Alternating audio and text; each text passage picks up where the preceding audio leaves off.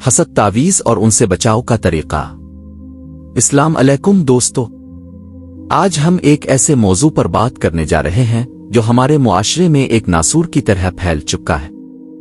ہم اکثر دیکھتے ہیں کہ جب کوئی انسان اپنی محنت سے کامیابی حاصل کرتا ہے، اس کا کاروبار چمکنے لگتا ہے یا اس کے گھر میں خوشحالی آتی ہے، تو دشمنوں سے زیادہ اس کے اپنے رشتہ دار اور عزیز و اقارب اس سے حسد کرنے لگتے ہیں۔ پھر شروع ہوتا ہے تعویذ اور کالے جادو کا وہ گندا کھیل جو ہنستے بستے گھروں کو اجاڑ دیتا ہے۔ تعویذ اور حسد کی حقیقت۔ سب سے پہلے تو یہ سمجھنا ضروری ہے کہ تعویذ اصل میں ہے کیا۔ دیکھیے، اگر تعویذ میں قرآن کی آیات اللہ کا نام لکھا ہو تو وہ ایک دعا کی شکل ہے، لیکن آج کل جو تعویذ لوگ دوسروں کا برا کرنے کے لیے کرواتے ہیں وہ دراصل شیطانی کام ہے۔ لوگ عملیات کے نام پر لوگوں کا سکون برباد کرتے ہیں۔ جب کوئی رشتہ دار دیکھتا ہے کہ آپ کا بیٹا اچھی نوکری پر لگ گیا ہے یا آپ نے نیا گھر بنا لیا ہے تو ان کے دل میں جلن پیدا ہوتی ہے۔ وہ یہ برداشت نہیں کر پاتے کہ آپ ان سے آگے نکل گئے ہیں۔ اسی جلن کو بجھانے کے لیے وہ ایسے لوگوں کے پاس جاتے ہیں جو تعویذوں کے ذریعے بندش لگانے کا دعویٰ کرتے ہیں۔ اثرات اور نشانیاں۔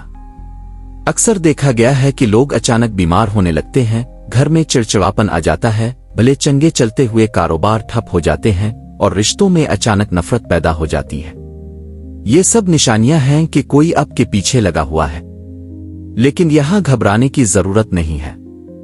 اللہ نے ہر بیماری کی شفا اور ہر شر کا توڑ رکھا ہے۔ بچاؤ کے طریقے اور روحانی حل۔ ان چیزوں سے بچنے کا سب سے پہلا اور مضبوط طریقہ 5 وقتہ نماز ہی ہے۔ نماز ایک ایسی ڈھال ہے جو ہر برائی کو روک لیتی ہے۔ اس کے ساتھ ساتھ سورہ بقرہ، اپنے گھر میں سورہ بقرہ کی تلاوت لازمی کریں۔ جس گھر میں سورہ بقرہ پڑھی جاتی ہے وہاں کوئی شیطانی اثر جادو ٹک نہیں سکتا۔ آیت الکرسی، ہر نماز کے بعد اور سونے سے پہلے آیت الکرسی پڑھنے کی عادت ڈالیں۔